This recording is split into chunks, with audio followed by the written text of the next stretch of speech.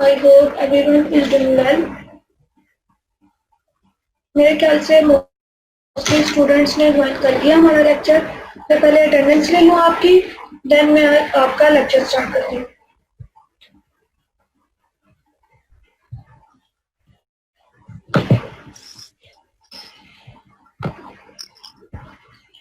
Roll number 1 Present.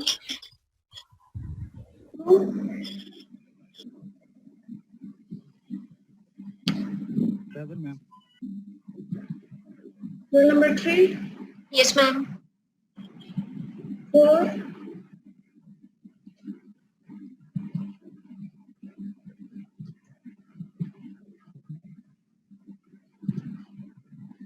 5 6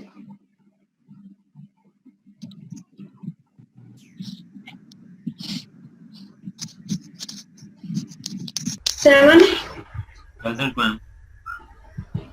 8 Present, ma'am. 9 Yes, ma'am. 10 Present, ma'am. 11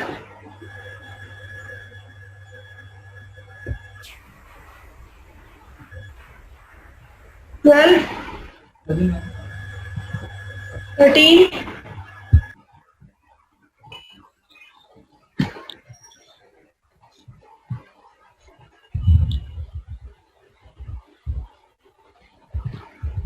14 Present, ma'am. 16 17 Present. 18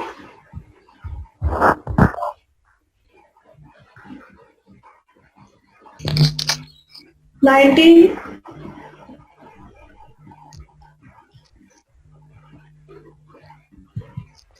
लगा दिया 19 की 20 Present, ma'am. 21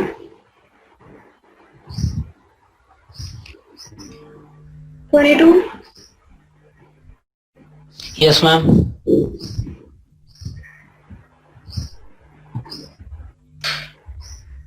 22. ED लगा दिया 21 की भी लगा दिया उन्होंने मैसेज किया मुझे 23 Present, ma'am. 27 28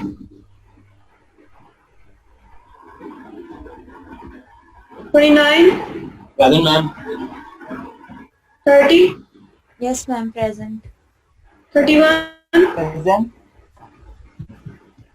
32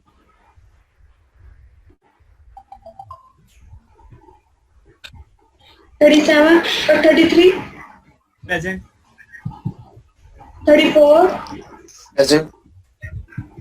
35 Yes, ma'am, present. 36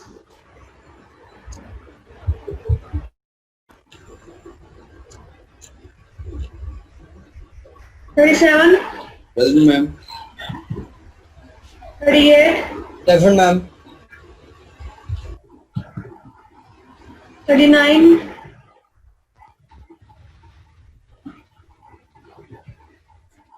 41 Present, ma'am. 42. okay 43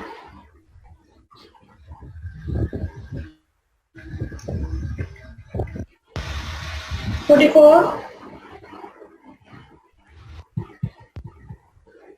45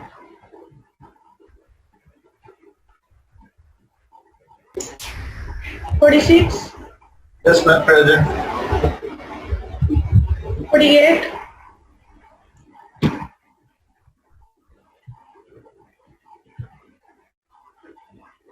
48 present, ma'am.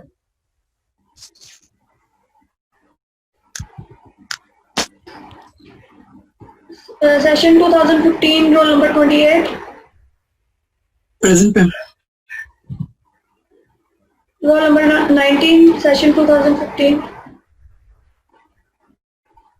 Candy लगा दीजिए माइक लगा दिए मैंने।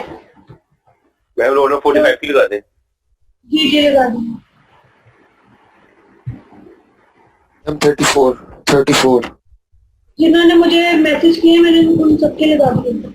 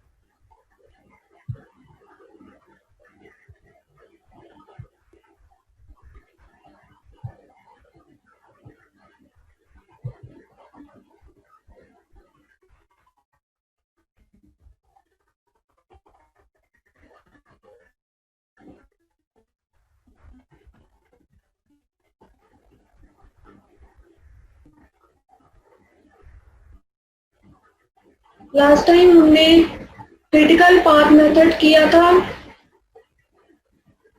किसी भी प्रोजेक्ट का टाइम ड्यूरेशन टाइम कैलकुलेट करने के लिए एक मेथड जो हमने क्रिटिकल पाथ मेथड कर लिया। आज हम करेंगे प्रोजेक्ट क्रैशिंग।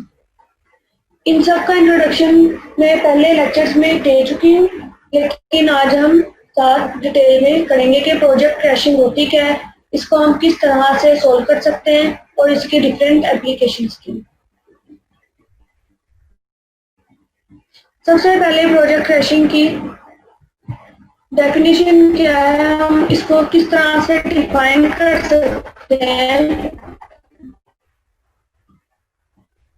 बेसिकली हम प्रोजेक्ट क्रैशिंग में करते क्या है कि हम टाइम को रिड्यूस, किसी भी प्रोजेक्ट के रिक्वायर्ड टाइम को रिड्यूस करने के लिए जो टेक्निक हम लोग यूज कर सकते हैं वो प्रोजेक्ट क्रैशिंग है। There are other different techniques which we can use for reducing the time of a project. Basically, it is a project management technique based on adding more resources of the initially planned in a project in order to accelerate the project timing.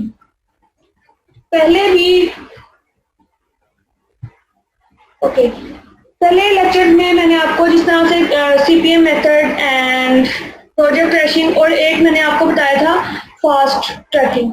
Fast trekking, इसके अंदर हम लोग fast trekking और project crashing में basic difference क्या होता है कि जो प्रोजेक्ट क्रैशिंग है उसके अंदर हम लोग डिफरेंट अदर रिसोर्सेज ऐड करते हैं ताकि हम लोग by adding cost of that project, ताकि हम लोग जो टाइम है उसको रिड्यूस कर सकें। जबकि फास्ट ट्रैकिंग में क्या होता है कि फास्ट ट्रैकिंग में हम लोग डिफरेंट रिसोर्सेज ऐड नहीं करते। जब रिसोर्स ऐड ही नहीं होंगे तो जो हमारे पास प्रोजेक्ट कॉस्ट है वो हमारे पास प्रोजेक्ट कॉस्ट है वो हमारे पास इंक्रीज ही नहीं होगी। तो फास्ट ट्रैकिंग में हम लोग जो रिसोर्सेज हैं वो ऐड नहीं करते और प्रोजेक्ट क्रैशिंग में किसी भी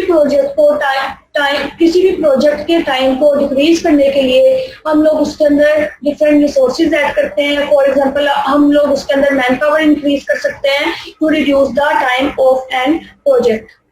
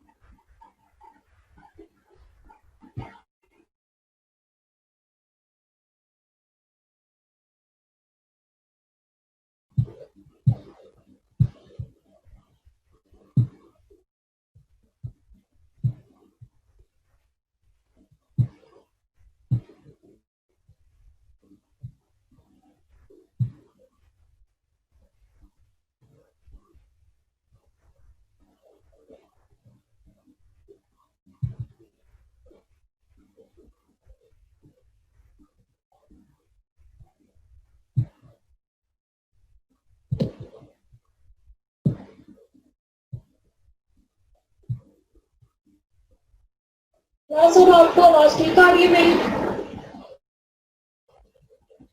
यस मैम, क्लियर है, बिल्कुल क्लियर है।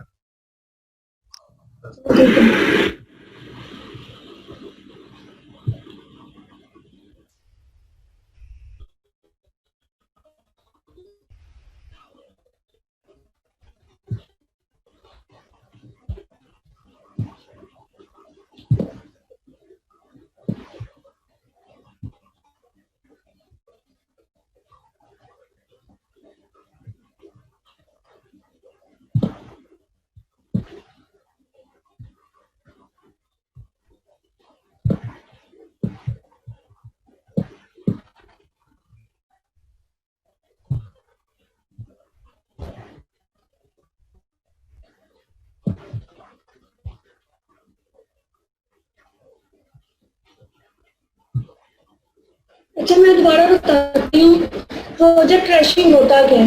लास्ट टाइम हमने क्रिटिकल पाथ मेथड देखा कि क्रिटिकल पाथ मेथड क्या है। उसके अंदर भी हमने वो मेथड, उस मेथड में भी हमने जो प्रोजेक्ट स्टार्ट की टाइमिंग थी वो हमने कैलकुलेट की। इसी तरह से अब हम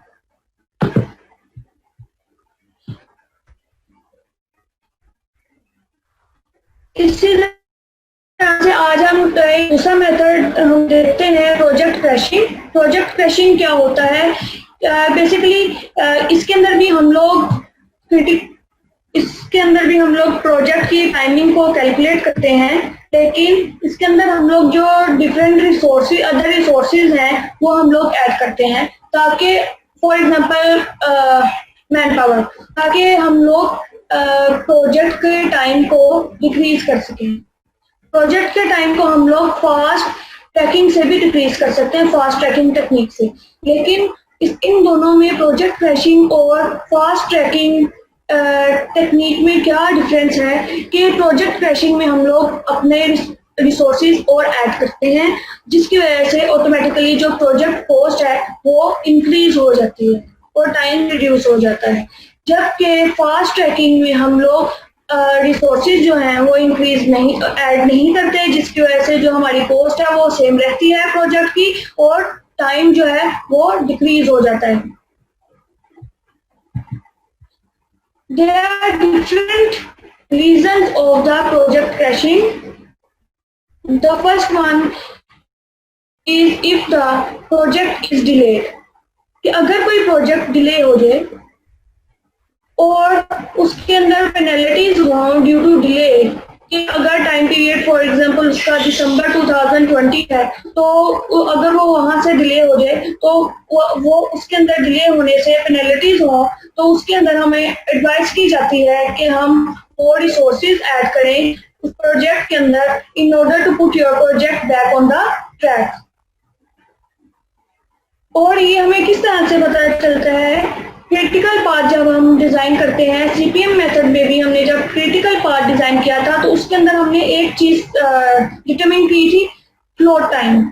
उस फ्लोट टाइम, जिस क्रिटिकल पाथ में फ्लोट टाइम जो होता है वो हमेशा 0 होता है। मैंने आपको असाइनमेंट भी दी थी, उसके अंदर भी आपने देखा होगा, जब आपने क्रिटिकल पाथ अपने असाइनमेंट का निकाला था, डिटरमाइन किया था, तो उसके अंदर जो क्लास, अगर आपने अब लेक्चर के दौरान इस तरह से मेरी स्क्रीन शेयरिंग पे कुछ किया तो मैं आपके साथ स्क्रीन शेयर नहीं करूंगी, वैसे ही लेक्चर डिलीवर करूंगी, ठीक है? अच्छा, उसके अंदर हम लोग फिर देखते हैं कि क्रिटिकल पाथ में जो फ्लोट टाइम होता है वो 0 होता है। तो इसका मतलब अगर क्रिटिकल पाथ में की एक्टिविटीज में ही डिले आ रहा है तो इसका मतलब क्या होगा? The project deadline will not be met. The second reason is avoiding a delay in an upcoming phase. Basically, delays in project may impact not only the project penalties but also result in more cost. अगर project delay हो रहा है तो उसके अंदर सिर्फ penalties नहीं देते, उसके अंदर हो सकता है कि जो प्रोजेक्ट की कॉस्ट है वो इंक्रीज कर जाए। तो इससे बेहतर ये है कि हम थोड़ी सी कॉस्ट लगा के प्रोजेक्ट क्रैशिंग टेक्निक को यूज करके डिफरेंट रिसोर्सेज को ऐड करके हम लोग प्रोजेक्ट को टाइम पे जो है वो कंप्लीट करें। ये नहीं कि अगर वो लेट हो गया तो पेनल्टीज अलग से देनी पड़े और अलग से जो डिलेस के डेज वगैरह है उसके अंदर जो कॉस्ट वगैरह आ रही है पर डे वो हमें अलग से देना पड़े। तो उसके अंदर क्या होगा कि हमारे पास जो कॉस्ट है as compare to the project crashing cost वो हमारे पास बहुत ज्यादा हो सकती है। The next one is the project team to another project. अगर कोई प्रोजेक्ट टीम ऑलरेडी हम किसी भी प्रोजेक्ट के लिए यूज कर रहे हैं और वो किसी हमने दूसरे प्रोजेक्ट की तरफ मूव कर दिया है किसी भी एक्टिविटी ए या एक्टिविटी बी के कंप्लीट होने के बाद, क्योंकि अब उसके अंदर उसका जो है टास्क इस प्रोजेक्ट ए में वैसा नहीं है जैसा हमने प्रोजेक्ट बी में यूज करने के लिए करेंगे। अच्छा, देखते हैं कि इसके अंदर हम लोग क्या इमेजिन करेंगे कि अगर आप एक प्रोजेक्ट को इम्प्लीमेंट कर रहे हैं और सडनली एक आपके पास अगर दूसरा प्रोजेक्ट आ गया है तो आप प्लान करते हैं कि उसके अंदर जो डिफरेंट रिसोर्सेज हैं वो अगर हम मूव कर दें दूसरे प्रोजेक्ट की तरफ तो हमें जो है ओवर रिसोर्स चाहिए होगा। और उसके लिए ओवर रिसोर्स किसमें, करंट प्रोजेक्ट में, जिस प्रोजेक्ट से हमने रिसोर्सेज हैं वो मूव किए हैं अदर प्रोजेक्ट के लिए। तो अदर प्रोजेक्ट के लिए जब हमने मूव किए हैं और उसके अंदर फिर हमने ओवर रिसोर्सेज ऐड किया है ताकि हम लोग जो अपना प्रोजेक्ट है तो टाइमली हम फिनिश कर सकें। इसके बाद है availability of free resources.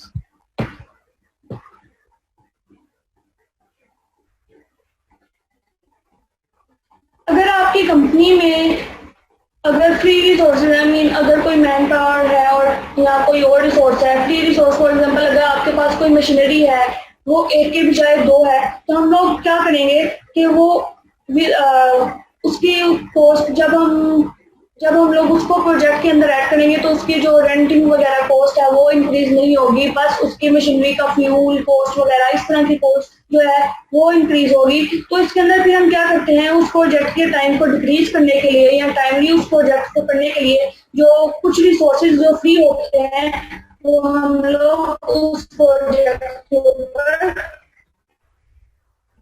Use कर लेते हैं। The fifth one is the resources for training. Sometimes new resources हम लोग for example मैन पावर है जो उसको हायर करते हैं इन अ कंपनी, तो उसका एक ट्रेनिंग पीरियड होता है। तो वो ट्रेनिंग पीरियड तो फॉर एग्जांपल अगर हम उनको 5 दिन ट्रेनिंग कर रहे हैं किसी भी प्रोजेक्ट की किसी भी एक्टिविटी को सोल्व करने के लिए, तो उसके बाद हमने वो ट्रेन पर्सन 20 डेज हमारे पास जो 20 डेज में फॉर एग्जांपल वो हमारा जो प्रोजेक्ट है वो 20 डेज डिक्रीज करेगा क्योंकि अब मैन पावर इंक्रीज हो गई है।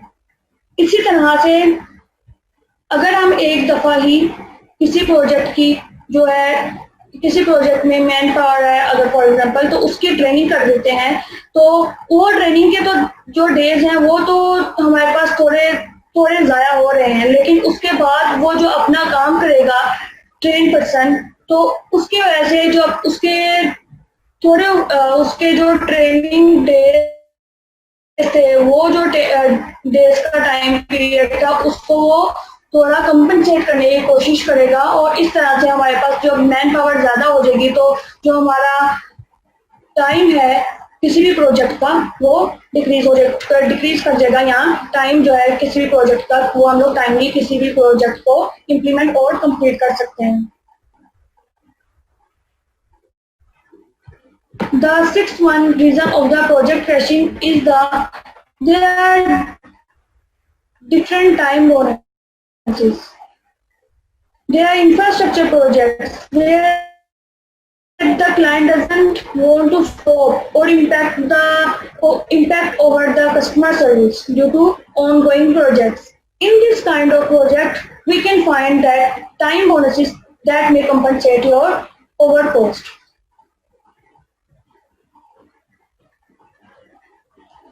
ये डिफरेंट रीजंस थी कि हम लोग जो है प्रोजेक्ट क्रैशिंग है वो हम लोग क्यों यूज कर सकते हैं कि टाइमली किसी भी प्रोजेक्ट को जो है उसको हैंडल किया जाए, उसके टाइम को हम लोग जो है कम कर सकते हैं किसी भी प्रोजेक्ट के, और they are different time bonuses, उनको गेन करने के लिए हम लोग प्रोजेक्ट क्रैशिंग की टेक्निक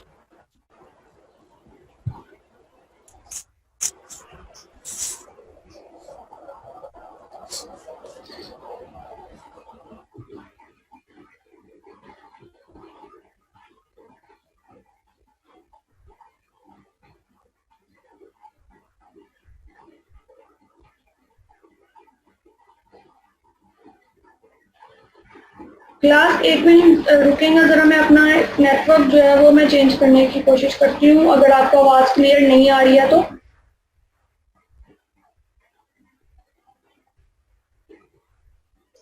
तो मैम आवाज बिल्कुल क्लियर आ रही है आपकी।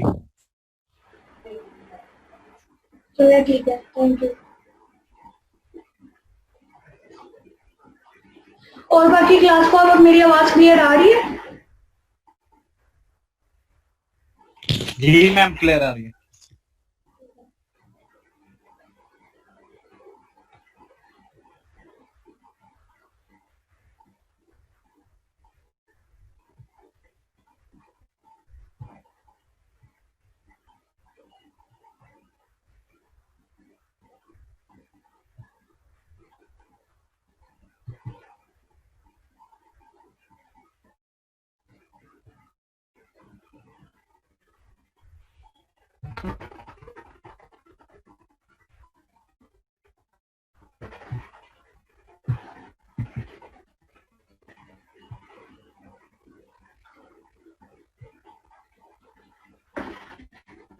जैसा कि क्रिटिकल पाथ मेथड को फाइंड करने के लिए डिफरेंट स्टेप्स थे कि उसके अंदर सबसे पहले जो है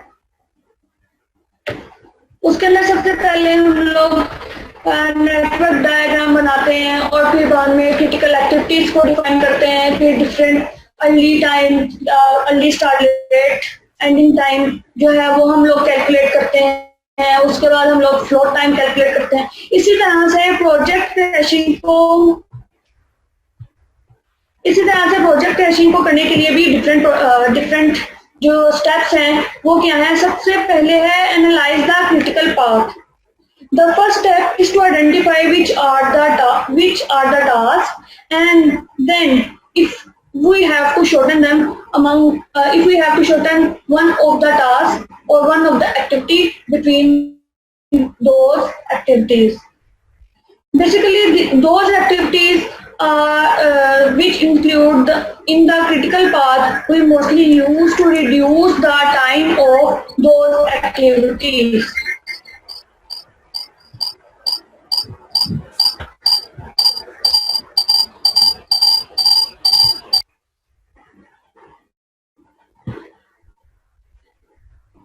इसके बाद है second step is to identify all the task that can be shortened with additional resources.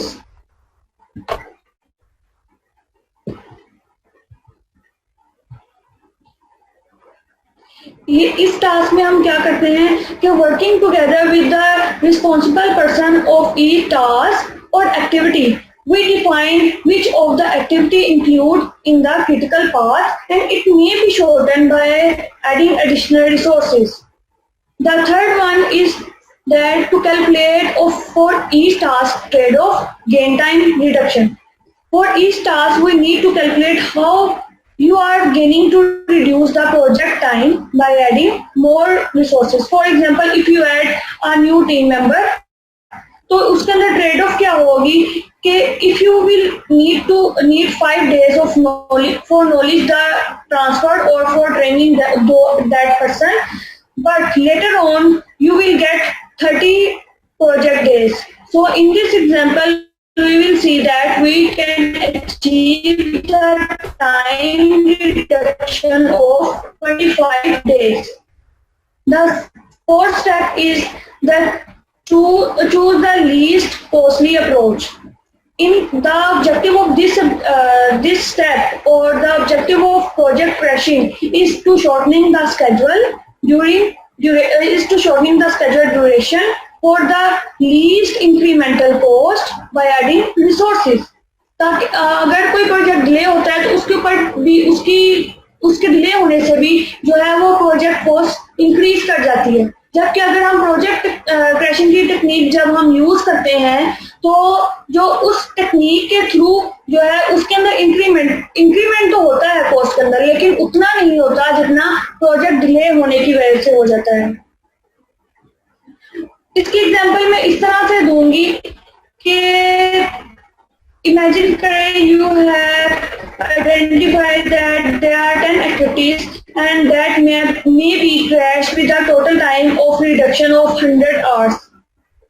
10 activities हैं, उसको हम उसकी रिडक्शन हम कर एक्टिविटीज के अंदर जो क्रिटिकल पाथ में अगर वो आ रही हैं तो उनको क्रिटिकल पाथ में अगर आ रही हैं तो उनका फ्लो टाइम होगा 0, तो उनके हम टाइम को डिक्रीज कर सकते हैं और डिक्रीज करेंगे कितना 100 आवर्स फॉर एग्जांपल। तो in this case we can reduce the time of project into 30 hours. तो इस आइडिया के अंदर हम लोग क्या करते हैं कि जो एक्टिविटी की जो कॉस्ट है वो सबसे कम होती है उसको हम मोस्टली क्रैश करने की कोशिश करते हैं।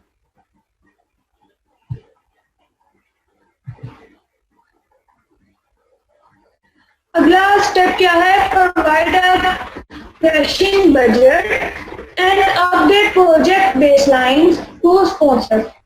Once you have made the final decision, it is important to get the budget for executing the project crashing and update your project baseline। जिस तरह से हम लोग उसके अंदर किसी भी प्रोजेक्ट को डिजाइन करने के लिए किसी भी सॉफ्टवेयर में, तो उसके अंदर जो प्रोजेक्ट पोस्टिंग का जो टूल होता है उसके अंदर जो सारी पोस्टिंग वगैरह होती है उसको भी रिवाइज करना पड़ता है फिर अगर प्रोजेक्ट क्रैशिंग जो की टेक्निक हम लोग यूज करते हैं।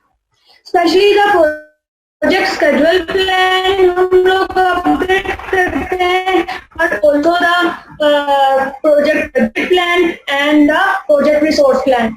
कौन कौन सी चीजों को किस चीज को अपडेट करते हैं? प्रोजेक्ट स्केड्यूल प्लान को, प्रोजेक्ट बजट को और प्रोजेक्ट रिसोर्स प्लान को। रिसोर्स ऐड करेंगे प्रोजेक्ट क्रैशिंग में तो रिसोर्स प्लान अपडेट करना होगा, और रिसोर्स ऐड करने की वजह से हमारा बजट इंक्रीज कर रहा है तो प्रोजेक्ट का बजट जो प्लान है उसको अपडेट करना होगा। और रिसोर्स ऐड करने की वजह से जो जितना हमारा टाइम डिक्रीज हो रहा है किसी भी प्रोजेक्ट में डिक्रीज करना होगा।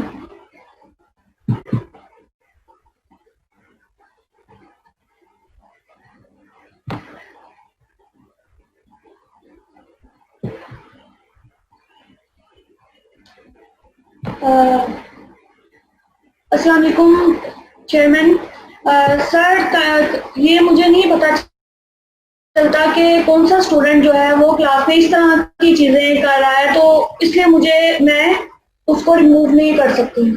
अगर कोई अपनी वॉइस या कोई भी, क्योंकि समटाइम्स क्लास में ये होता है कि कोई स्टूडेंट अपनी वॉइस जो है वो म्यूट जो होती है वो अनम्यूट करके डिफरेंट जो ट्रिक्स यूज करने की कोशिश करता है, तो वो मैं उसको क्लास से रिमूव कर देती हूँ। लेकिन ये जो क्लास में मेरी स्क्रीन शेयरिंग के ऊपर जो भी चीजें यूज करते हैं उनको मैं चेंज नहीं कर सकती, इसलिए मैं समटाइम जो है अपनी जो स्क्रीन है वो स्टॉप शेयरिंग कर देती हूँ। अच्छा, आगे है ये डिफरेंट प्रोजेक्ट हो गए। सबसे पहले आपको पता चल गया होगा कि प्रोजेक्ट क्रैशिंग क्या होता है, उसकी डिफरेंट रीजंस क्या है कि हम लोग जो प्रोजेक्ट क्रैशिंग को यूज क्यों कर रहे हैं, और उसके बाद उसके डिफरेंट स्टेप्स हैं वो क्या हैं। इसके बाद जैसा कि हमने सीपीएम मेथड की भी इसके बाद जैसा कि हमने सीपीएम मेथड की भी एग्जांपल की थी, इसके अब हम प्रोजेक्ट क्रैशिंग की भी एग्जांपल करते हैं कि वो किस तरह से हम लोग सोल्व कर सकते हैं।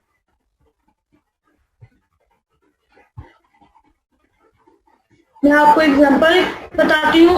और मैंने ये खुद कॉल करके वीडियो बनाने की कोशिश की थी, तो वो इस तरह से उस तरह अच्छी नहीं बन रही थी। तो इसलिए मैंने जो एक वीडियो डाउनलोड की, ताकि आप उसके थ्रू आप देख सकें इजीली स्टेप बाय स्टेप कि हम लोग प्रोजेक्ट क्रैशिंग की किसी भी प्रॉब्लम को किस तरह से सॉल्व कर सकते हैं। तो वो वीडियो मैं आपको आपके दिखाती हूँ, और उस वीडियो के साथ साथ मैं आपको डिस्क्राइब भी करती जाऊंगी कि किस तरह से हम लोग प्रोजेक्ट क्रैशिंग यूज कर सकते हैं और किस तरह से हम लोग प्रोजेक्ट क्रैशिंग को सॉल्व करते हैं।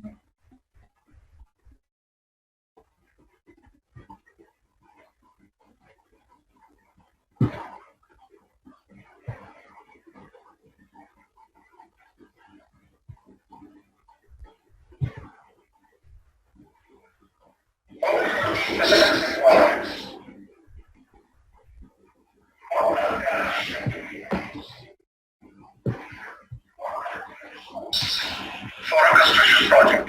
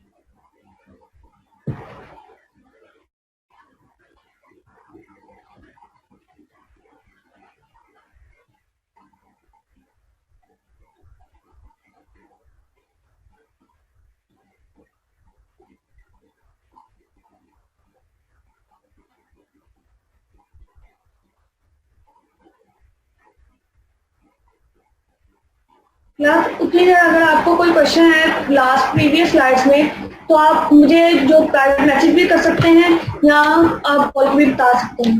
और बाद में मैं आपको जो वीडियो है प्रोजेक्ट क्रैशिंग को किस तरह से सॉल्व किया जा सकता है वो मैं वीडियो प्ले करूंगी।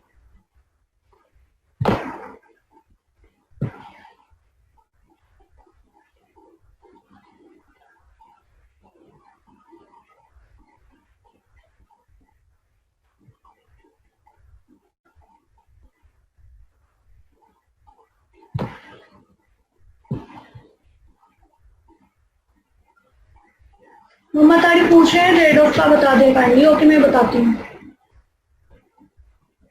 आप जरा 5 मिनट की ब्रेक लें, मैं बताती हूँ आपको, लेकिन मैं थोड़ा एक चीज देखती हूँ।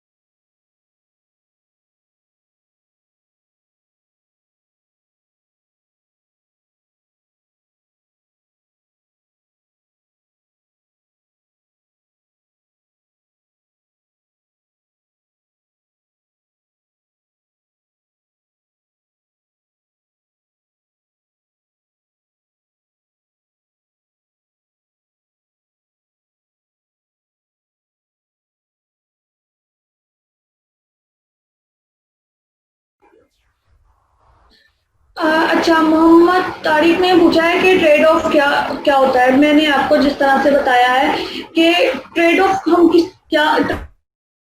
ट्रेड ऑफ को क्या चीज कहते हैं कि किसी भी चीज को, ट्रेड ऑफ बेसिकली वर्ड होता है किसी भी चीज को कॉम्प्रोमाइज, किसी भी चीज को थोड़ा सा कॉम्प्रोमाइज करें और उसके बाद हम लोग कोई फायदा गेन करें और कोई प्रॉफिट गेन करें फ्रॉम दैट थिंग और from that activity. For example, अगर किसी भी हमने प्रोजेक्ट में या एक्टिविटी में किसी रिसोर्स को ऐड किया, उसको ऐड करने के बाद हम लोग, वो तो नया होगा, उसको नहीं पता होगा कि इस प्रोजेक्ट में चल क्या रहा है या इस एक्टिविटी को किस तरह से गो थ्रू करना है या इस एक्टिविटी को किस तरह से सोल्व करना है। तो उसके अंदर क्या होता है कि हमें उसको ट्रेनिंग देनी पड़ती है। फॉर एग्जाम्पल, हमने उसको 10 डेज ट्रेनिंग दी है, 10 दिन या पूरा हफ्ता, एक हफ्ता लगा है उसको ट्रेनिंग देने में कि ये प्रोजेक्ट है, इसमें ये एक्टिविटी है, इसको इस तरह से सोल्व करना है। तो हमारे पास वो 10 दिन जो है वो प्रोजेक्ट के जाया हो रहे हैं एक किस्म के, उस मैन पावर पे या उस रिसोर्स के ऊपर। लेकिन जबकि वो फिर ट्रेन हो जाता है तो इसका मतलब क्या है, अगर कहीं किसी प्रोजेक्ट पे या किसी एक्टिविटी में 10 बंदे काम कर रहे हैं तो एक और ऐड हो गया, ठीक है, और उसके ऐड होने की वजह से ऑटोमेटिकली जो प्रोजेक्ट टाइम है वो डिक्रीज हो गया। तो वो डिक्रीज के अगर 10 डेज लगे उसको ट्रेनिंग में, लेकिन जो प्रोजेक्ट टाइमिंग में डिक्रीज आया है वो 30 डेज का है। तो इस तरह से क्या मतलब है कि 20 डेज तो हमने बचा लिए ना, तो इस चीज को हम लोग ट्रेड ऑफ कहते हैं। I hope you can understand. आगे वीडियो है, मैं आपसे शेयर करती हूँ।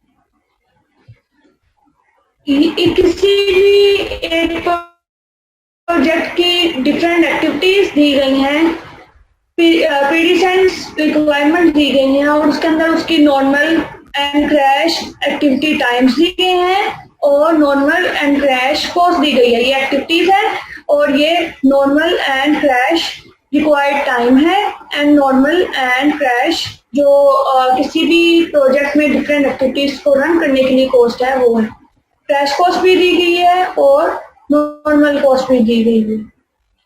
हमने डिटरमिन क्या करना है, क्रिटिकल पाथ हमने डिटरमिन करना है और to shorten the project by 3 weeks, और एक प्रोजेक्ट को, ये वाले प्रोजेक्ट को हमने 3 वीक्स शॉर्टन करना है, और उसके बाद हमने टोटल कॉस्ट फाइंड करनी है कि 3 हफ्ते कम शॉर्टन करने के लिए, डिक्रीज करने के लिए जो टोटल प्रोजेक्ट कॉस्ट अब है वो क्या है।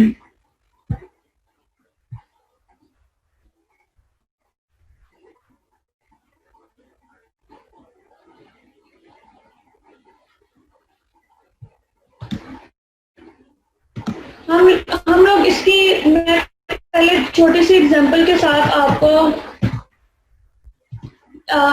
बताती हूँ। फॉर एग्जांपल कोई भी एक्टिविटी है, उसको 4 दिन लग गए, किसी भी एक्टिविटी को 4 डेज लग रहे हैं करने के लिए, और हर दिन का 2500 है, यहाँ 4 वीक्स लग रहे हैं, हर वीक का $2500 जो भी वो है, तो 4 वीक्स का कितना होगा, 10,000।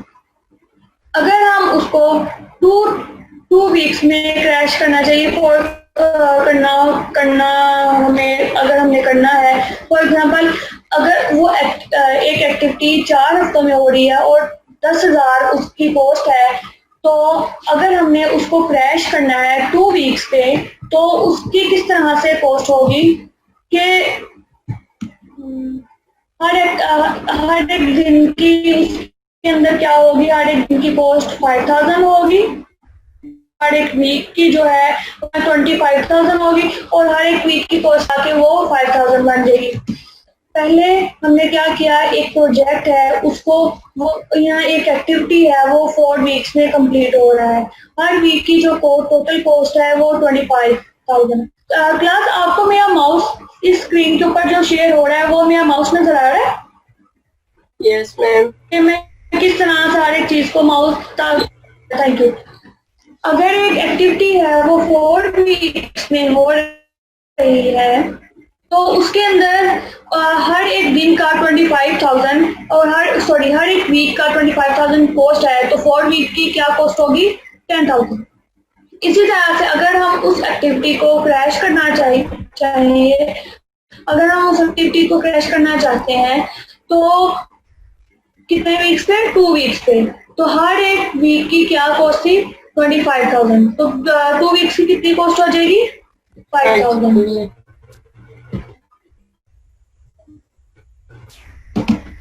तो इसके अंदर, लेकिन ये 2 वीक्स की तो टाइमिंग आ गई, लेकिन उसके बाद हमने टाइम को रिड्यूस किया है, तो जो क्रैश टाइम और क्रैश कॉस्ट होगी वो है 5,000, तो टोटल कितनी होगी, 10,000 अगेन। लेकिन उसी फॉर एग्जांपल क्रैश टाइम है 1,000, तो टोटल कॉस्ट कितनी होगी, 11,000 होगी।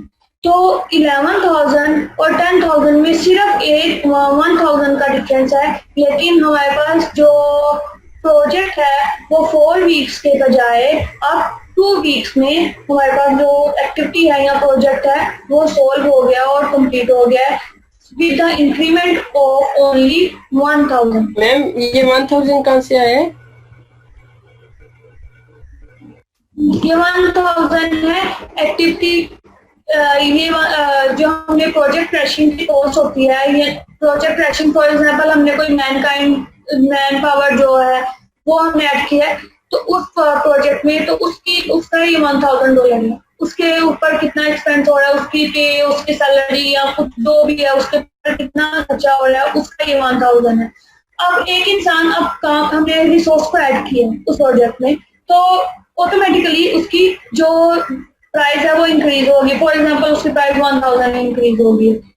अगर हम किसी रिसोर्स को ऐड करेंगे तो हम लोग जो 4 वीक का डिसीजन है वो हम लोग 2 वीक के ऊपर कम कर सकते हैं ना। अगर एक वर्कर ज्यादा आ गया किसी भी प्रोजेक्ट में, तो किसी भी प्रोजेक्ट में वर्कर ज्यादा आ गया तो वो हम लोग उसकी प्राइस इंक्रीज होगी, लेकिन साथ साथ टाइम भी डिक्रीज हो रहा है। तो किसी भी प्रोजेक्ट की प्राइस, पहले एक प्रोजेक्ट की प्राइस थी 10,000, लेकिन उसके अंदर हमने एक और वर्कर ऐड किया तो उसकी प्राइस क्या होगी, 11,000। लेकिन वही 10,000 वाला प्रोजेक्ट जो 4 वीक्स में हो रहा था अब वो 2 वीक्स में हो रहा है, यानी कि 2 हफ्ते हमने बचाए हैं सिर्फ 1,000 को ऐड करने के बाद।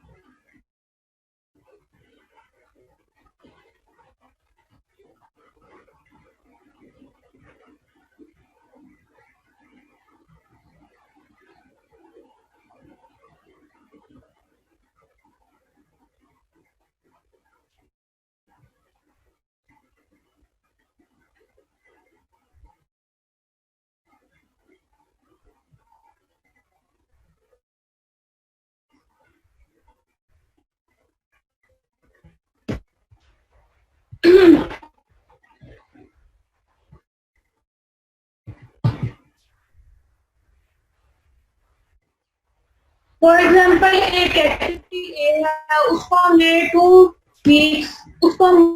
2 वीक्स क्रैश किया है, यानी कि 4 हफ्तों में हो रही थी, अब वो 2 हफ्तों में होगी, तो उसकी नॉर्मल कॉस्ट थी 10,000, तो क्रैश करने के बाद उसकी कॉस्ट क्या होगी 11,000।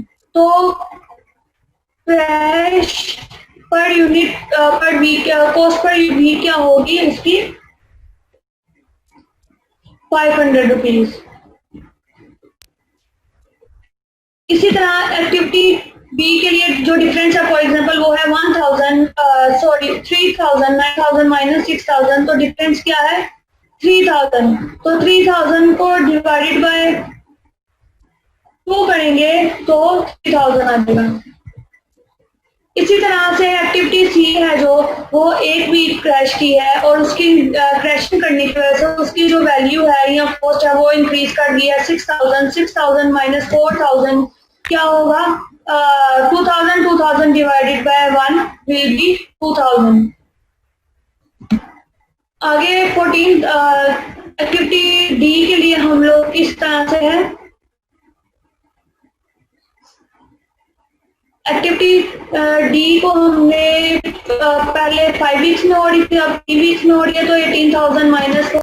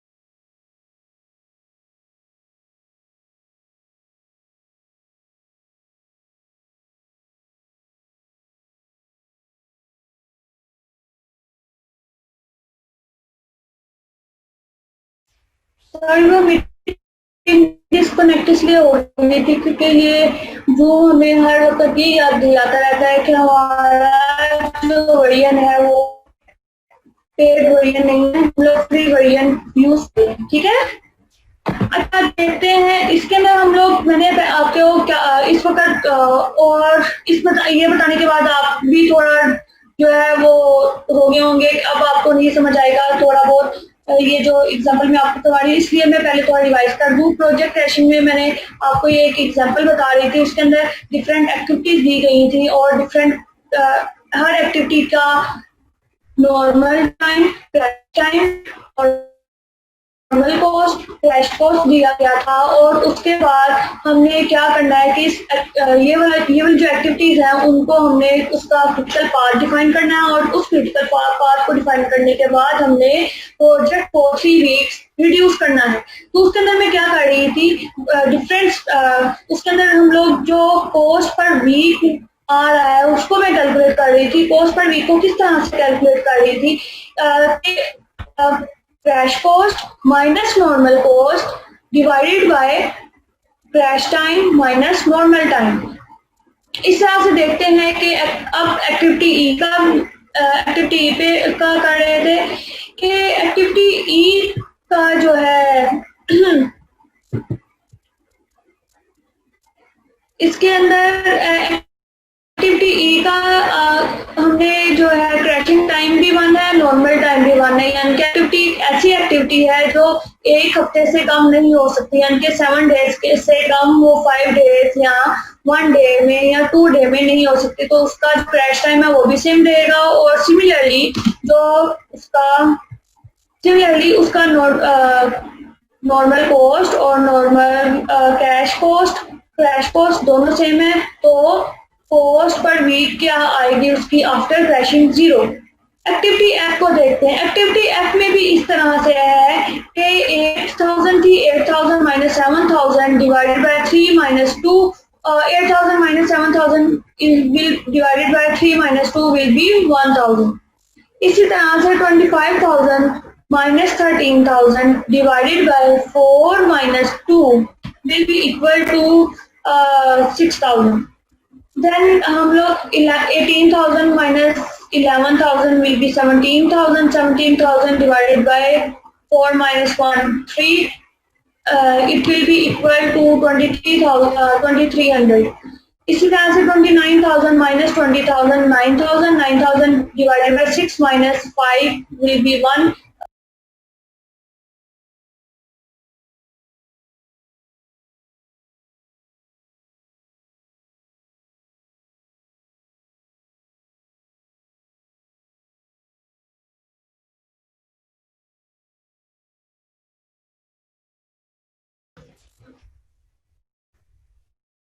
सॉरी मेरा डिस्कनेक्ट हो गया था। ओके, मैं आपको बता रही हूँ। आपको मेरी आवाज आ रही है?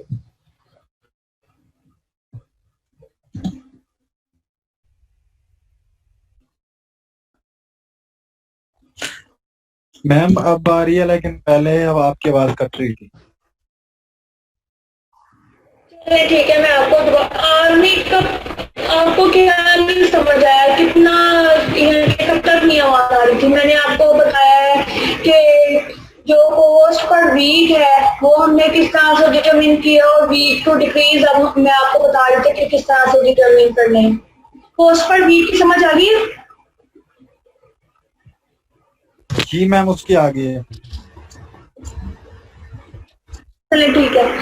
अब वीक्स टू डिक्रीज हमने हर एक एक्टिविटी को कितने वीक्स हम जो है वो डिक्रीज कर सकते हैं। जैसे कि एक्टिविटी ए में पहले नॉर्मल टाइम था 4 और क्रैश टाइम क्या हो गया 2, तो कितने वीक्स डिक्रीज हुए 2। इसी तरह एक्टिविटी बी को देखें तो नॉर्मल टाइम 3 है, क्रैश टाइम 2 है, तो वीक्स डिक्रीज कितने हो गए 1। एक्टिविटी ई को देखते हैं। एक्टिविटी ई का नॉर्मल टाइम भी 1 है, क्रैश टाइम भी 1 है, तो उसका कॉस्ट पर वीक भी इंक्रीज नहीं हुई थी। और इसी तरह से वीक टू रिड्यूस एक्टिविटी ई ऐसी है जिसके अंदर हम लोग उसकी क्रैशिंग नहीं कर सकते। इसी तरह से सो ऑन हम जो है सारी एक्टिविटीज को के वीक्स को कैलकुलेट कर लेंगे कि हम लोग हर एक एक्टिविटी के वीक को किस तरह से डिक्रीज कर सकते हैं। मैम कॉस्ट पर वीक वाला बता दो। हमने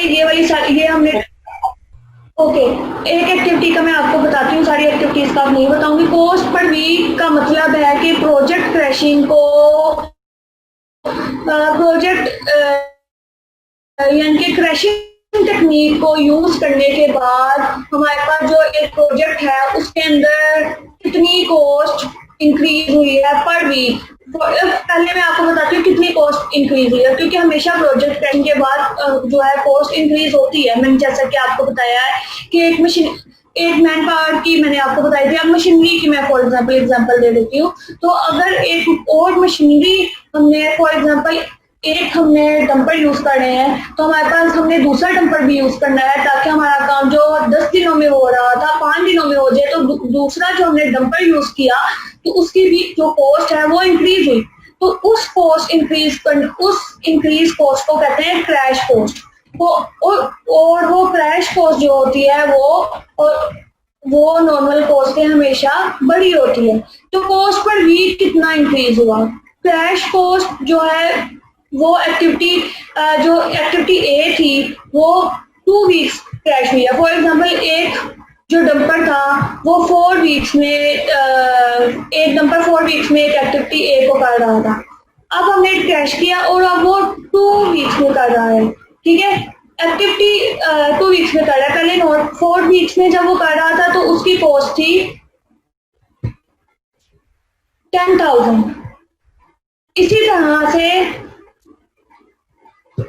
अब वो 2 वीक्स में कर रहा है तो अब उसकी कॉस्ट कितनी होगी, 11,000 इंक्रीज होगी। यानी एक और डंपर ऐड करने की कॉस्ट क्या थी, 1,000, तो उसकी कॉस्ट क्या होगी, इंक्रीज 1,000। तो कॉस्ट पर वीक हम किस तरह से डिटरमिन करेंगे, 11,000 minus 10,000 will be equal to 1,000, 1,000 divided by crash time normal time minus crash time, 4 minus 2 is equal to 2, 1,000 divided by 2 will be equal to 500, ठीक है। अब हम क्रिटिकल पाथ बनाते हैं। ये सारी हमने कॉस्ट पर वीक भी देख ली कि इंक्रीज हो रही है पर वीक। किसी भी एक्टिविटी को क्रैश करने के साथ उस एक्टिविटी के कोरिस्पोंडिंग कॉस्ट जो है वो कितनी इंक्रीज हो रही है और उस एक्टिविटी की कोरिस्पोंडिंग जो वीक्स है वो कितने डिक्रीज हो रहे हैं। अब हम क्रिटिकल पाथ जो है अब हम नेटवर्क डायग्राम बनाते हैं। नेटवर्क डायग्राम इस तरह से है कि लास्ट टाइम मैंने आपको बताया था कि लास्ट टाइम मैंने आपको जिस तरह से बताया था क्रिटिकल पाथ मेथड में, सीपीएम मेथड में मैंने आपको एग्जांपल करवाई थी एक्टिविटी ऑन नोड्स, लेकिन प्रोजेक्ट टेस्ट में मैं आपको एग्जांपल करवा रही हूँ एक्टिविटी ऑन एरो। आप ये देख सकते हैं कि मैंने जो एक्टिविटी का नाम है, फॉर एग्जाम्पल यहाँ ए आ रहा है, तो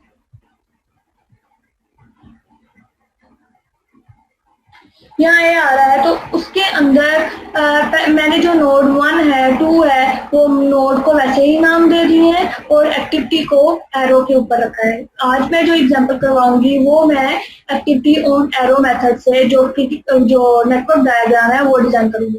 पहले हम देखते हैं कि एक्टिविटी ए की कोई प्रीडिसेसर एक्टिविटी नहीं थी तो ये यहाँ से स्टार्ट हुआ। फिर बाद में देखते हैं एक्टिविटी बी। एक्टिविटी जो बी है उसकी क्या है, प्रीडिसेसिंग एक्टिविटी ए। तो हम लोग एक्टिविटी बी को यानी कि एक्टिविटी ए कंप्लीट करने के बाद कौन कौन सी एक्टिविटी हो रही है, ए एंड सी भी एक्टिविटी ए के कंप्लीट होने के बाद हो रही है, ठीक है। लेकिन एक्टिविटी होगी, अब एक्टिविटी डी देखें। एक्टिविटी डी जो है वो बी की कंप्लीशन पे हो रही है तो हम यहाँ ड्रॉ कर देंगे बी।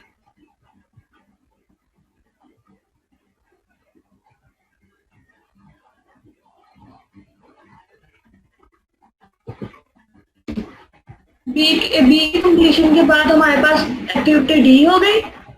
अब एक्टिविटी ई को देखते हैं। एक्टिविटी ई जो है वो बी एंड सी की कंप्लीशन के बाद हो रही है, ठीक है।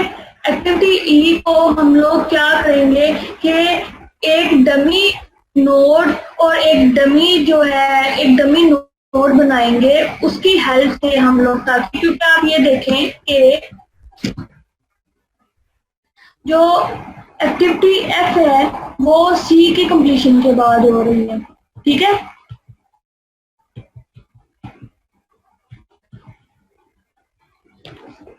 एक्टिविटी एफ है वो सी की कंप्लीशन के बाद हो रही है तो और एक्टिविटी ई जो है वो बी एंड सी की कंप्लीशन के बाद।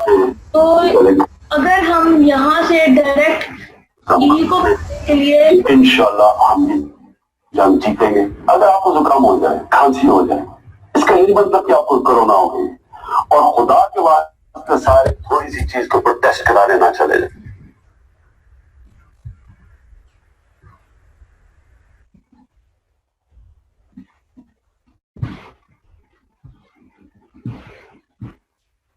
अच्छा देखते हैं। अब क्या है कि मैंने इस तरह किया है कि एक डमी नोड इंट्रोड्यूस किया। ये नहीं किया कि एक्टिविटी ई को डायरेक्ट मैंने बी और सी के साथ मिला दिया हो, यानी कि एक्टिविटी। अब उसके लिए मैंने डमी नोड ऐड की है, क्योंकि जो एक्टिविटी एफ है वो भी सी से ही जनरेट हो रही है। तो एक्टिविटी एफ को मैंने सी की कंप्लीशन के बाद हो गया।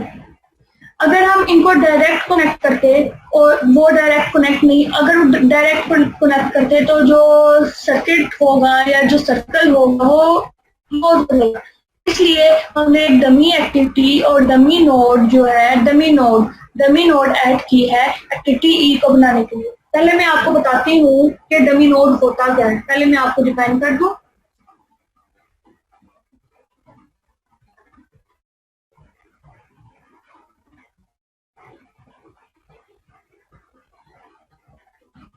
बेसिकली जो डमी नोड है इसके अंदर जो टाइम इसके अंदर ना कोई टाइम यूज हो रहा होता है किसी भी प्रोजेक्ट का, ना ही कोई वाइडा पेडागोगी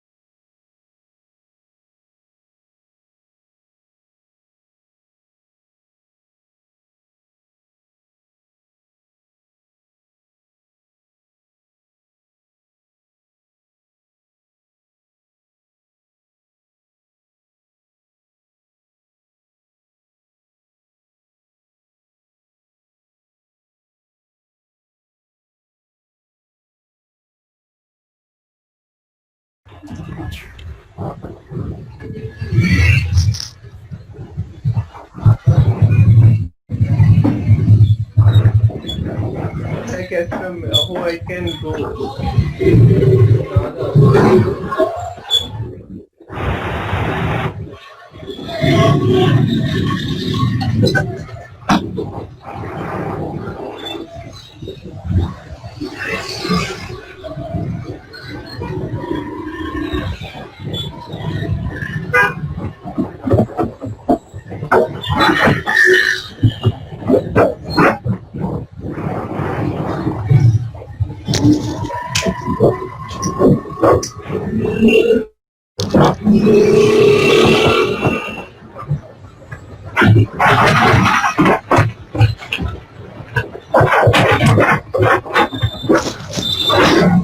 ये कोर्स कैसे बन गई तुम? मैम का लगता है नेट चला गया।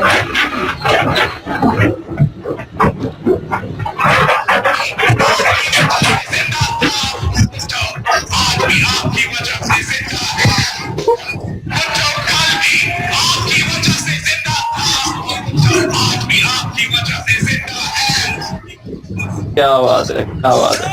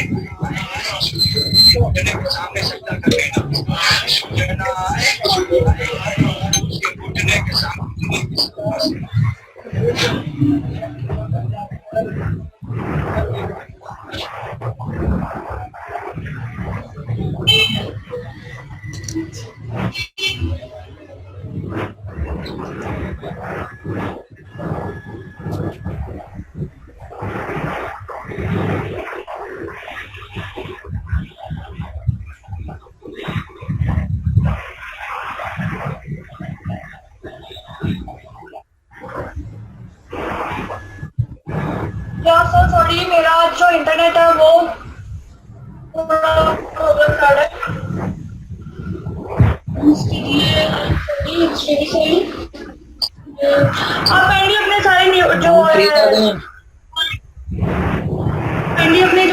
उसको बंद कर दूँ।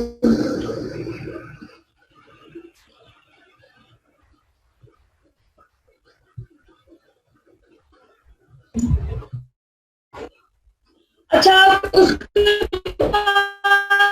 ये एक्टिविटी ई हो गया, एक्टिविटी आई हो गया।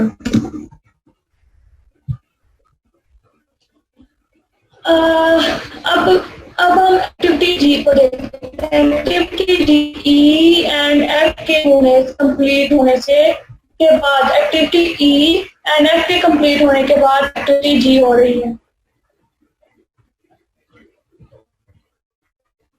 यहाँ से आपको मेरी आवाज आ रही है? मैम आपकी आवाज बहुत ही डिस्टॉर्टेड हो रही है मैम, समझ नहीं आ रही।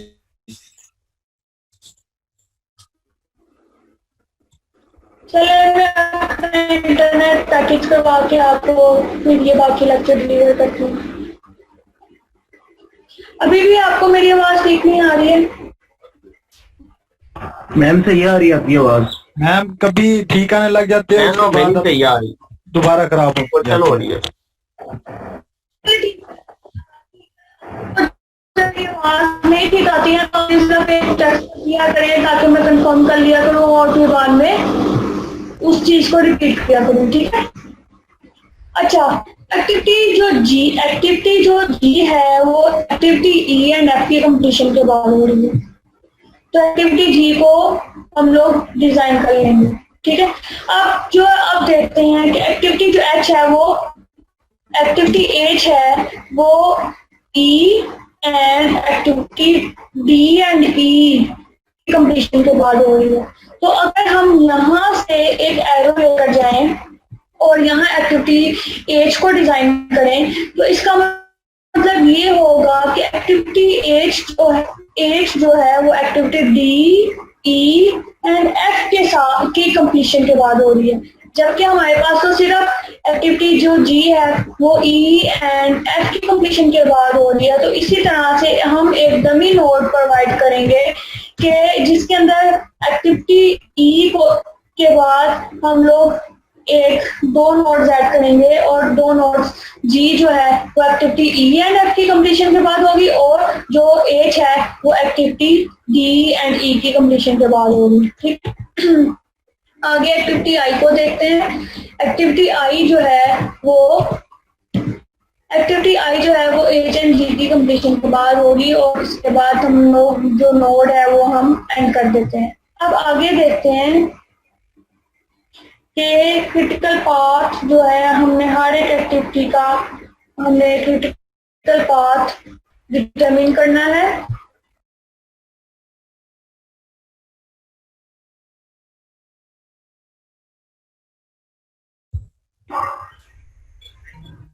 मैम क्रिटिकल पाथ कैसे डिफाइन करना है इधर से?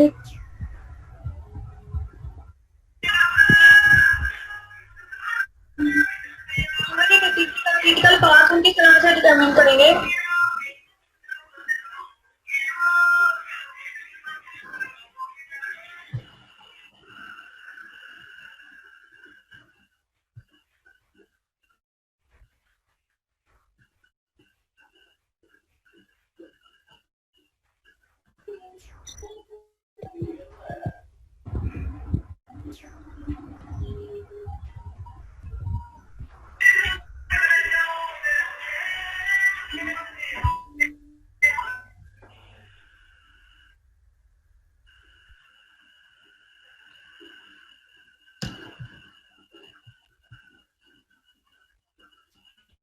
अब देखते हैं कि डायग्राम हमारे पास डायग्राम बनने के बाद हम लोग क्रिटिकल पाथ डिटरमिन करेंगे। क्रिटिकल पाथ डिटरमिन करने के लिए हम हर एक पॉसिबल रूट का टाइम है वो हम कैलकुलेट करेंगे। क्रिटिकल पाथ हमेशा वो वाला पाथ होता है जिसके अंदर प्रोजेक्ट टाइमिंग सबसे ज्यादा इंक्रीजन के सबसे ज्यादा होती है। आपको मेरी आवाज ठीक आ रही है? मैम कभी कभी सही आती है, कभी कभी सही नहीं आती। आपको अब मेरी आवाज ठीक आ रही है क्लास? अब ठीक आ रही है? मैम इट्स जी मच मैम बेटर नाउ। अब ठीक आ रही है मैम। फिर जब आप दोबारा बोलते हैं तो मैम उसमें कुछ वर्ड समझ आते हैं, कुछ नहीं आते मैम। मैं इसलिए अपना लेक्चर में रिपीट कर करके देती हूँ ताकि अगर कोई मेरी तरफ से नेटवर्क एरर है या नेटवर्क प्रॉब्लम है तो वो मैं ओवरकम कर सकूँ, और अगर आपकी तरफ से आ रहा है वो भी ओवरकम हो जाए। इसलिए मैं हर एक चीज को रिपीट बताने की कोशिश करती हूँ आपको। अब मेरी आवाज आपको ठीक आ रही है? जी मैम अब ठीक आ रही है। ठीक है, मैंने आपको बताया कि अगर मेरी आवाज ठीक ना आए तो आपने मुझे टेक्स्ट करना है ताकि मैं कंफर्म कर सकूं और उस चीज को रिपीट कर दूं दोबारा, ठीक है? अच्छा, आगे देखें कि हर एक पॉसिबल पाथ को हम लोग हर एक पॉसिबल पाथ को डिजाइन करेंगे और उसका फिर टाइम डिटरमिन करेंगे। सबसे पहले हम इस प्रोजेक्ट में एक ये वाला पाथ है, activity A, B, D, H and I। ये जो 4, 3, 5, 4 ये साथ साथ जो डिजिट लिखे हुए हैं ये इनके नॉर्मल टाइम है, जो ये मैं ऊपर जो कॉलम था उसके अंदर डिफाइन कर चुकी हूँ। अच्छा ठीक है, अब A, B, D, H, I और उसके बाद दूसरा रूट क्या है? A, B, E, H, I।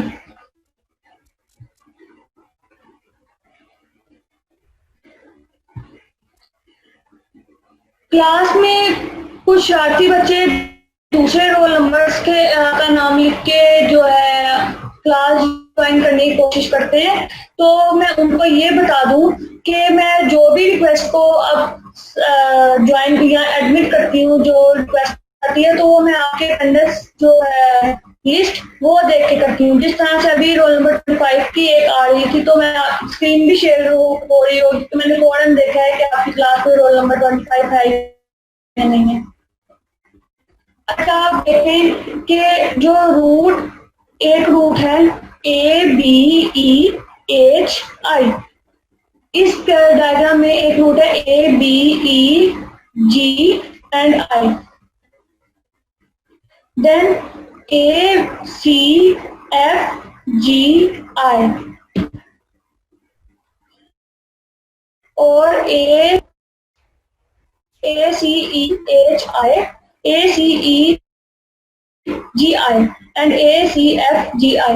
ये सारे नेटवर्क, अच्छा ये जो सारे एक नेटवर्क डायग्राम में जितने भी पॉसिबल रूट्स थे वो मैंने यहाँ लिख दिए हैं।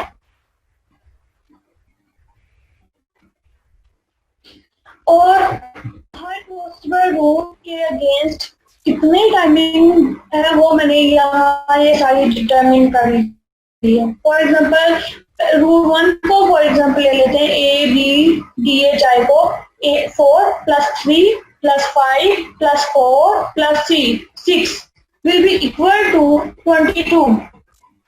इसी तरह से दूसरे रूट की जो टाइम है वो 18 आ रहा है, तीसरे का 18 आ रहा है। इसी तरह से सारे हमने जो हर एक पाथ के ऊपर जो टाइम है वो हमने डिटरमिन कर लिया है।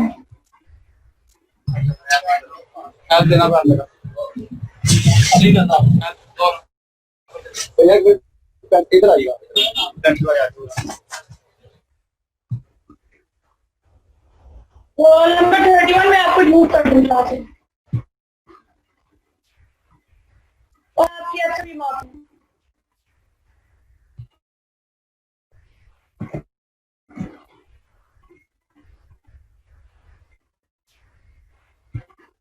आगे देखें,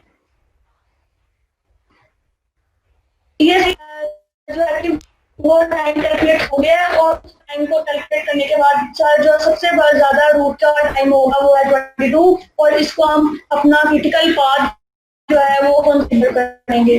अब 2 स्टेप्स हो गए हैं project tracing. Number 1 is the diagram बना दी है, नेटवर्क डायग्राम के हमने जो क्रिटिकल पाथ है अपना वो डिटरमिन कर लिया है, किस तरह से हर एक एक्टिविटी हर एक रूट पर टाइमिंग जो है वो डिटरमिन करने के बाद देखा है कि किस रूट की जो है टाइमिंग वो सबसे ज्यादा है, तो वो हम जो सबसे ज्यादा होगी वो क्रिटिकल पाथ होगा, और हमने उसको ये डबल बोल्ड कर दिया है हर एक लाइन को क्रिटिकल पाथ की, ताकि इजी हो हमारे लिए उसको सोल्व करना और उसको रिकॉग्नाइज करना कि कौन कौन सी एक्टिविटी जो है वो हमारे क्रिटिकल पाथ के अंदर आ रही है। अब इसके बाद हमारे पास क्वेश्चन था कि हमने अपने प्रोजेक्ट को 3 वीक्स, यानी कि हमने अपने प्रोजेक्ट को 3 वीक्स डिक्रीज करना है, ठीक है, प्रोजेक्ट क्रैशिंग के थ्रू। तो देखते हैं कि हमारे पास इस टेबल के अंदर कौन सी एक्टिविटीज जो हैं वो क्रिटिकल पाथ में है। Activity B, activity A, activity B, activity D and activity H and I. अब इन एक्टिविटीज में देखते हैं कि सबसे कम जो कॉस्ट पर वीक है वो कौन सी है, 500। ये देखें 500 है, 3000 है, 2000 है, 2300 है, 9000। तो अब देखते हैं कि सबसे कम कौन सी है। हमने पहले भी जो मैंने आपको रीजंस बताई थी यहाँ स्लाइड में,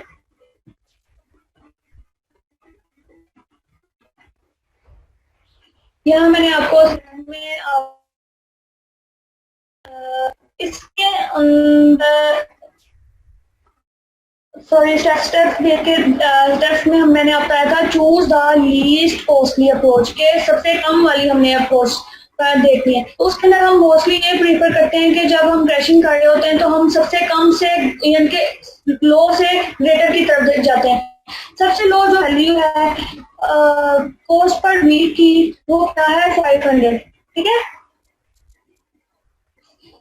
एक्टिविटी ए को क्रैश करने के बाद आ रही है, तो हम लोग फर्स्ट वीक को डिक्रीज करने के लिए क्या करेंगे कि एक्टिविटी ए को की जो है कॉस्ट पर वीक वो 500 है, और हमने ये 500 है तो हमने 8 वीक उसको जो है रिड्यूस कर दिया, तो टोटल जो वीक्स थे हमारे पास वो 22 थे, लेकिन अब कितने हो गए हैं, 21। हमने एक वीक को उसके अंदर से डिक्रीज कर दिया।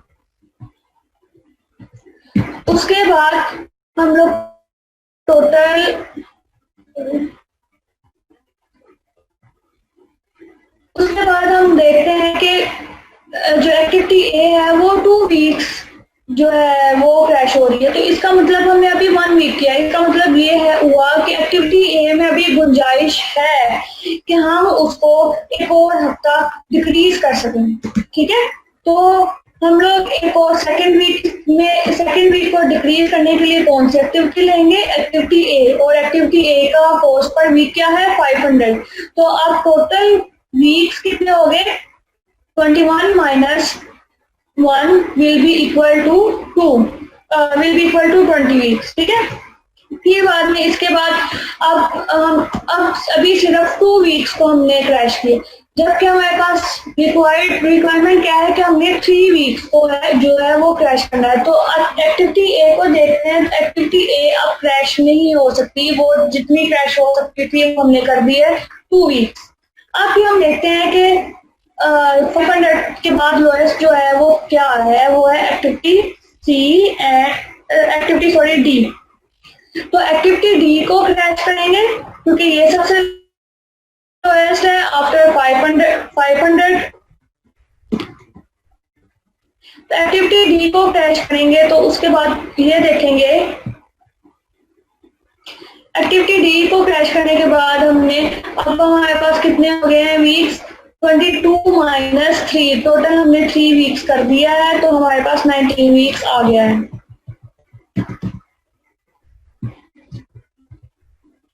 19 वीक। अब हमारे पास ये था कि हमने टोटल कॉस्ट भी फाइंड करनी है, प्रोजेक्ट की आफ्टर क्रैशिंग, ठीक है।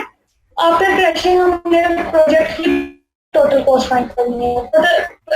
एक्टिविटी ए को लेते हैं, एक्टिविटी ए को हमने पूरा क्रैश किया, यानी कि 2 वीक्स हमने क्रैश किया है, तो उसकी कॉस्ट अब 10,000 की बजाय क्या हो गई हुई है, 11,000। क्लास आपको मेरी आवाज आ रही है?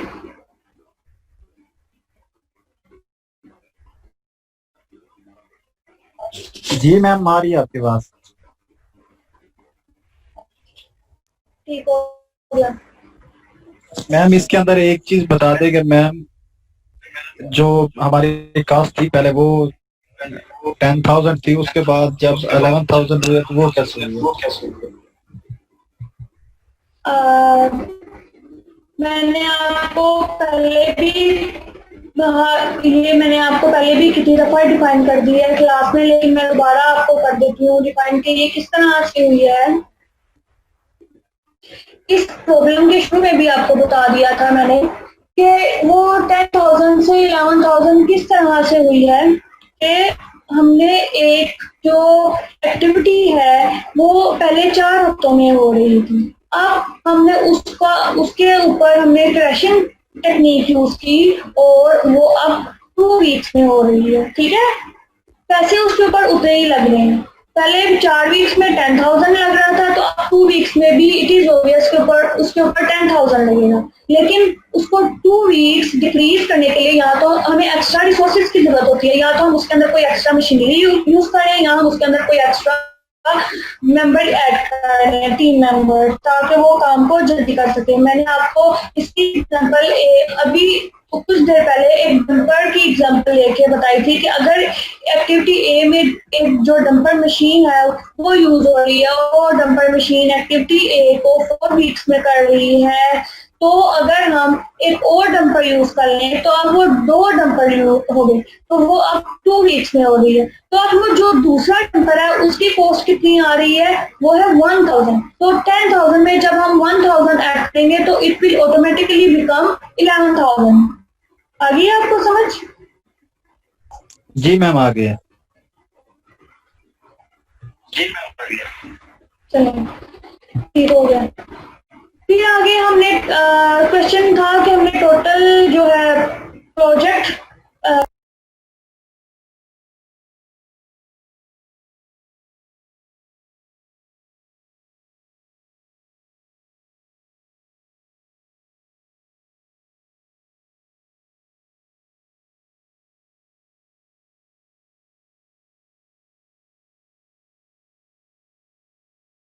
डिस्कनेक्ट हो गई थी क्योंकि वो 40 मिनट्स हो गए तो इसलिए। ठीक है,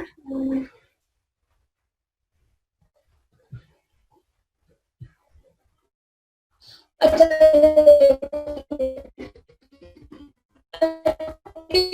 को फुल क्रैश किया तो इसका मतलब वो 10,000 नहीं आएंगे, 11,000। फिर एक्टिविटी बी को हमने क्रैश नहीं किया तो उसकी वैसे ही आ जाएगी, 9,000 नहीं आएगी, नॉर्मल कॉस्ट आएगी, तो उसको हमने क्रैश नहीं किया तो 6,000 आ जाएगी। इसी तरह से एक्टिविटी जो है सी की कॉस्ट 4,000 आ जाएगी क्योंकि हमने उसको क्रैश नहीं किया। फिर एक्टिविटी डी को देखें, उसको हमने 1 वीक क्रैश किया है, तो 1 वीक क्रैश करने का मतलब ये हुआ कि हम जबकि देखें हम जो एक्टिविटी डी है वो 2 वीक्स तक क्रैश हो सकती है, और 2 वीक्स तक क्रैश होने के बाद उसकी वैल्यू 18,000। लेकिन हमने अपने क्वेश्चन में सिर्फ क्या किया है, ओनली 1 वीक एक्टिविटी डी को क्रैश किया है, तो एक्टिविटी डी को 1 वीक क्रैश करने के क्रैश किया तो इसका मतलब 18,000 नहीं होगा, वो क्या होगा 16,000, यानी कि 2,000 पर वीक को इंक्रीज हो रही है ना। तो हम लोग 14,000 प्लस 2,000 करेंगे तो हमारे पास 16,000 आ जाएगा। फिर बाद में एक्टिविटी ई को देखें, उसके अंदर क्रैशिंग टाइम और नॉर्मल टाइम जो है वो सेम है 9,000। तो एक्टिविटी एफ को हमने क्रैश नहीं किया इसलिए हम नॉर्मल टाइम लेंगे 7,000। इसी तरह से activity G and activity H को हम लोग जो है वो उसकी वैल्यू लिख लेंगे और हमारे पास जो है टोटल कॉस्ट 97,000 आ गया। ये 97,000 टोटल प्रोजेक्ट कॉस्ट है विद द कंडीशन ऑफ कि हमने वो प्रोजेक्ट 3 वीक्स जो है वो डिक्रीज किया।